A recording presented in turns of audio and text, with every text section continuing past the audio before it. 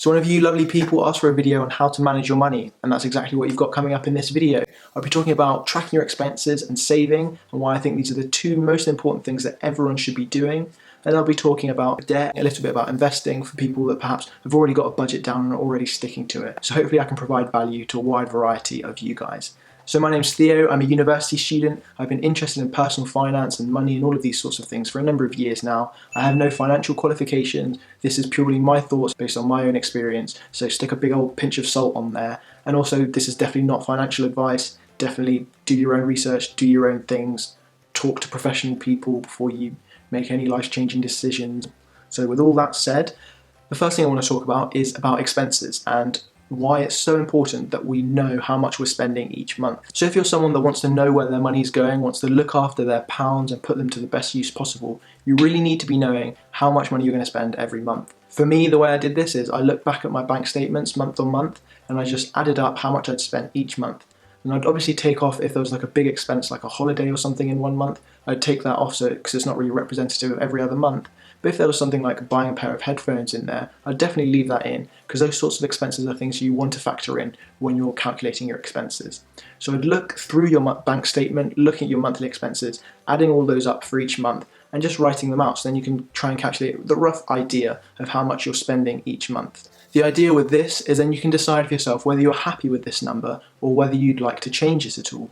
And this is the really key thing about personal finance. It's not about cutting all the pennies, reducing your expenses to zero, saving all the money that you possibly can and living a really miserable life. It's about what you're happy with.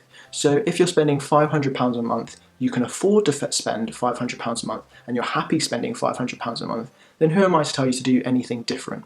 What happened in my own experience is I looked at how much I was spending each month. I wanted to spend less and I wanted to save more than I was. So I tried to introduce a budget, introduce some changes, so then I could save the amount that I wanted. And that's what I'm going to talk about in the next bit of this video. The thing that really helped me the most is using a card and an app like Monzo.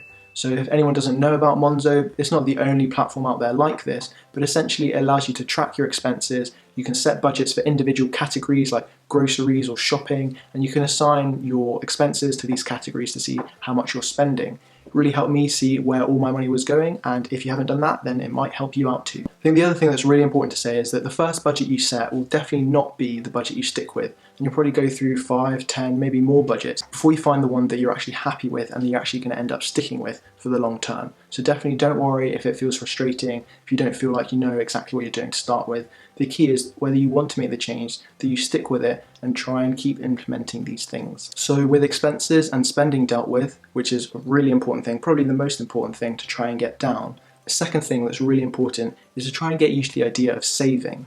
So the reason that this is so important is because if you can get used to putting aside a portion of any money that you get towards your future self, any future goals you have, this is really going to help you in the future. The really important thing about this is to have your savings separate to your spending. So the reason I really liked Monzo is because it allowed me to set up a whole new bank account with this whole new app specifically designed to support me in tracking my expenses. So then I would just spend out of that Monzo account, and then my saving account would be the account that I'd used before that I would usually spend out of, which wasn't really ideal. And the idea behind separating your saving and your spending is that the amount you see in your bank account is the amount that you have for that month or that week, however you structure it. And you're not going to see, oh, I have £500, even though that includes your spending and your saving money. And so you're not going to be tempted to think, oh, well, I've got £500, a meal out isn't going to hurt that.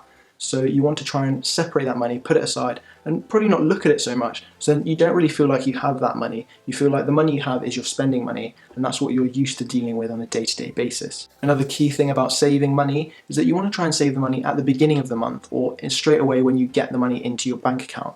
So if you're getting a student loan payment, obviously a lot of that is going to go towards your spending and your expenses. But if you can and you're able to save some of that money, and you know you're able to save some of that money without significantly impacting your day-to-day life, then you should put aside that saving money straight away before you spend any of it and before it goes into your spending account.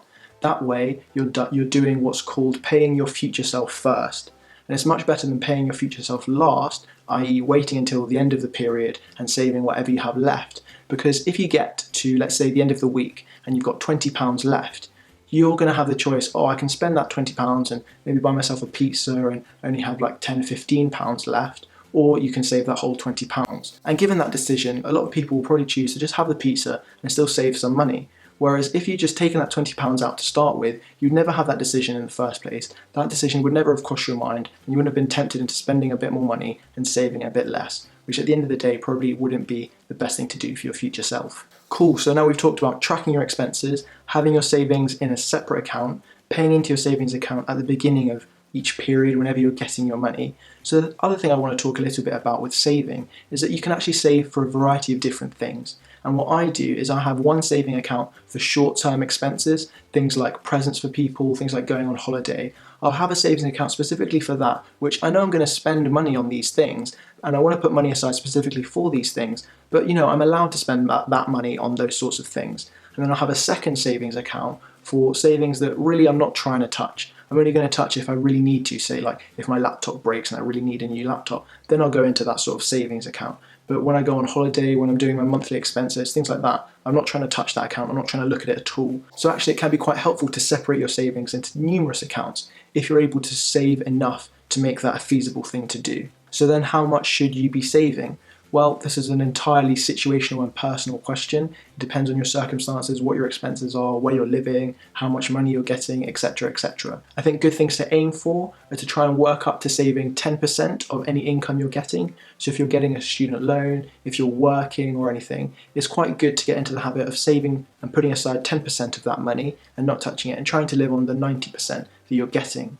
An alternative target, or maybe a target to go alongside this, would be to try and save £1,000 and put it into a bank account that you're not going to touch unless there's a real emergency. This is something someone called Dave Ramsey talks a lot about. He's a much more qualified person to talk about personal finance. He has his own views on things, some of which I agree with, some of which I don't, but you can certainly check him out and check out his 7 baby steps, which are the 7 steps in a specific order that he thinks people should approach their finances with to achieve a wealthy and happy financial future. So now I've spoken a little bit about expenses, setting a budget, tracking where your money's going, and I've also spoken about saving and some methods you can try and save some money. And I think these are really the 2 most important things to get used to doing and get in the habit of doing, because it doesn't matter how much money you make, it doesn't matter if you're investing in the stock market or whatever it is and making loads of money. If you're not able to track your expenses and put some money aside for your future self, then none of that has any relevance. So with the expenses and the saving stuff dealt with, let's talk a little bit about debt and investing, because these are sort of like the next 2 big things to think about when you're thinking about how you're managing your money. So with debt, I think it's quite sensible to want to pay off your debt before you start investing. Now there are obviously a few caveats to this, so for example, student loan debt here in the UK, if you want to call it that, doesn't really apply. Also having a mortgage on a house probably doesn't really apply in the same way. But if you've got a debt like credit card debt, if you've got a car loan, or any sort of debt like that, that's really the kind of debt you want to pay off before you start investing or doing anything fancy with your money.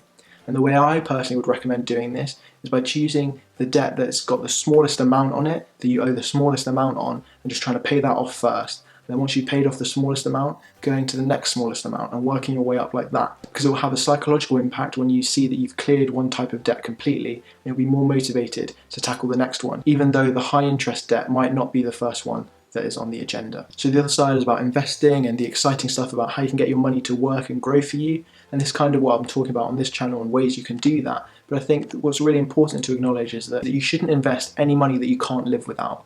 If you were to lose your investment and not be able to live, you certainly should not be investing that money.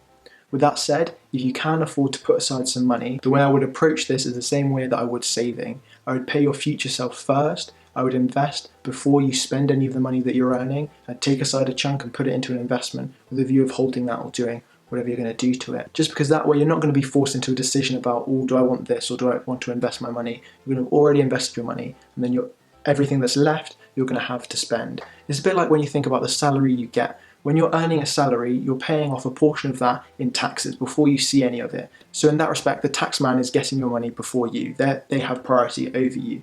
So what you really want to do is prioritize your future self over your current self, if you can afford to do that. So you would put aside money to save, you would put aside money to invest before you got any money back and then you were spending. Now, of course, a lot of this is easier said than done. It might not apply to everyone. What I've tried to do is set out some things here, like a 4-step sort of framework for how you think about money and how you want to deal with your money and your finances. So hopefully, no matter what situation you're in, at least there's something in there that might be of value to you.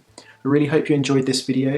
If you have any other videos you'd want to see, please let me know. If you enjoyed this, leave me a like, leave me a comment down below to let me know. I'd really appreciate it. Thank you very much for watching, and I'll see you in the next one.